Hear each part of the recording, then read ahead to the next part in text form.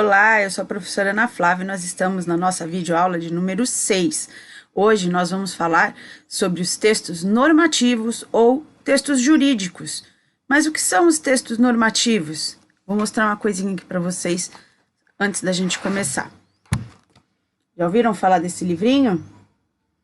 Ele é um excelente exemplo de texto normativo. Ele é a carta magna do nosso país. Ele quem rege as leis do nosso país. É a Constituição. Querem outro exemplo? Já ouviram falar muito desse, hein? Na escola? Quando eu falto demais, quando eu não entrego as atividades.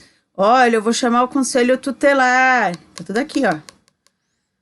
E só para lembrar uma coisinha, o Estatuto da Criança e do Adolescente não fala só que vocês têm direito, não. Aqui fala que vocês têm deveres. Muitos deveres, inclusive. E só mais um exemplo. Aqui tem todas as legislações pertinentes aos problemas étnico-raciais que existem no nosso país. Só existem esses, professora? Não, existem muitos outros textos normativos e jurídicos no nosso país. Esses são só alguns exemplos, esses são os que estavam mais fáceis ali, ó. Vocês veem ali atrás, nas minhas prateleiras de livro, ali, aqui, ó, onde tem uma coruja, um livrinho na mão, ali é a minha prateleira de textos normativos e jurídicos. Inclusive, o livrinho que está do lado da coruja são textos normativos relativos à escola. Mas ele era muito grande para tirar, eu falei, não, quero os menorzinhos para mostrar e os mais conhecidos, tá bom? Então, nós vamos trabalhar com essa esfera, com os textos que normatizam a sociedade, ok? Vamos começar a aula? Bom, então como eu falei, textos normativos. Para que eu preciso aprender isso, professora? Nossa, coisa chata, eu sou só um adolescente, eu não quero saber de texto normativo, eu não quero saber de lei. Mas você vive em sociedade. Você vive em sociedade e você precisa aprender tudo aquilo que nos cerca, tudo aquilo que é o seu direito. Lembra lá na carta de reclamação? Para você reclamar, você precisa conhecer quais são os seus direitos. E onde eu encontro os meus direitos? Lá no Código de Defesa do Consumidor, que é um texto normativo. Olha aqui, ó. Ele é um código.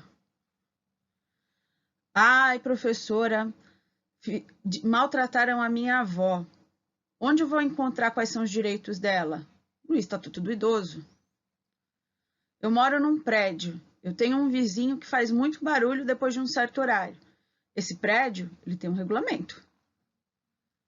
Certo? Então, os textos normativos, eles servem para me trazer normas. Olha a palavra norma dentro de normativo. Por isso que eles são da esfera jurídica. Tá? Em alguns casos, não é só da esfera jurídica, porque eu encontro regulamento fora da esfera jurídica. Eu posso ter um regulamento de um concurso de dança, de um concurso de show de talentos, mas eu preciso de normas. A gente só vive em sociedade, vive bem, se nós tivermos normas e as pessoas seguirem, né? Fica complicado você viver em sociedade, cada um fazer o que bem entende. A gente precisa lembrar que o meu direito acaba onde começa o do outro, ok? Então, textos normativos, eu coloquei só alguns, existem muitos outros. Então, regulamentos, tratados, estatutos, decretos, diretrizes, leis, declarações, códigos, tudo que normatiza, que regulamenta a nossa vida em sociedade. Alguns são publicados impressos, outros são compilados e saem em forma de livros, como eu mostrei a Constituição, o próprio Estatuto da Criança e do Adolescente, tá bom? Os textos normativos, como eu falei então, ele é um conjunto de regras. Vamos lá? Deixa eu marcar aqui, como eu gosto de fazer, para ficar bem claro. Ele é um conjunto de regras, de normas, de preceitos, tudo aquilo que alguém deve seguir. Para quê? De novo, para um bom andamento de uma sociedade. O Código Civil, o Código Penal, ele serve para que nós saibamos quais são os direitos, os deveres e as punições das pessoas. No Código Penal, eu encontro quais são as punições quando alguém mata, quando alguém rouba, quando alguém furta, quando alguém sequestra. E para que ele serve? Ele é destinado a reger, a controlar o funcionamento de um grupo. De novo, vivemos em sociedade, é um grupo de pessoas, de um país ou de uma determinada atividade. Como eu disse lá no slide anterior, eu tenho um regulamento para um concurso de redação, um show de talentos. Se eu não tiver normas, como é que a pessoa que fez a inscrição vai saber qual é o passo a passo desse concurso? Qualquer um faz a inscrição e pode ganhar? Não tem critérios para saber quem vai passar por cada etapa? Não é assim. Para o bom funcionamento, seja de uma atividade recreativa ou de uma atividade de convivência social, eu preciso ter regras. É por isso que na escola a gente cobra tanto as regras de vocês, porque vocês precisam aprender que a vida em sociedade é regida por regras. Quais são os aspectos textuais? O que precisa ter num texto normativo para que ele seja um texto normativo? Geralmente, o texto é escrito no presente do indicativo. Por que no presente do indicativo? Porque ele me dá a ideia de assertividade, de segurança. Eu sei que aquilo acontece. Eu estou assegurando para o cidadão que aquilo acontece. Tá bom? É firmeza de ideias. Então, como eu coloquei aqui do lado, esse texto precisa ser claro, preciso. Ou, no caso de um regulamento, eu posso ter a predominância, ou seja, posso ter a maior parte dos verbos no futuro do indicativo, aquele futuro que eu sei que vai acontecer, porque ele é um texto injuntivo, porque ele me dá instruções. No regulamento, eu encontro as instruções do que vai acontecer, o passo a passo desse regulamento. As inscrições serão na tal data. As fases desse concurso serão de tal maneira. Então, isso é um texto injuntivo. Eu tenho instruções e orientações. Lembrem-se, quando eu escrevo um texto normativo, eu não posso deixar o meu leitor, eu não posso deixar quem lê esse texto com dúvidas. Eu não posso pegar uma lei e ter dúvidas no que vai acontecer. Esse texto precisa ser claro. A pessoa que lê precisa saber o que vai acontecer. E não pode ter duplo sentido. Muito importante isso. Seja numa lei ou num regulamento. Não posso dar brechas para que a pessoa ache que ela pode fazer o que ela quer. Um texto normativo, ele tem uma sequência muito clara, seja um regulamento ou uma lei maior, que seja para o país inteiro. Então, eu tenho um preâmbulo ou um cabeçalho. Por exemplo, aqui na Constituição, ela tem um preâmbulo, pequeno, mas ela tem um preâmbulo. Um texto curtinho explicando por que é que ela foi escrita. As leis vêm com normas gerais explicando qual é o funcionamento dela. Por exemplo, a CLT, que é a Consolidação das Leis do Trabalho, explica quais são as normas dela, de que maneira ela vai ser aplicada. No caso, vou usar de novo, que está aqui mais perto de mim, a Constituição. Ela tem títulos, ela tem capítulos, e lembra, vai do amplo para o restrito. Ela vai do maior e vai afunilando. E seções. Então, eu tenho o título 1, dentro do título 1 eu vou ter o capítulo 1, dentro do capítulo 1 eu vou ter a seção. A seção são partes dentro desse capítulo. Dentro das seções, eu posso ter uma subseção, os artigos. Dentro dos artigos, eu vou subdividir, isso se chama inciso.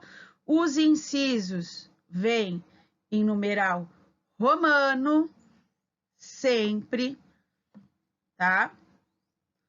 Dentro disso, aliás, após isso, eu tenho os parágrafos.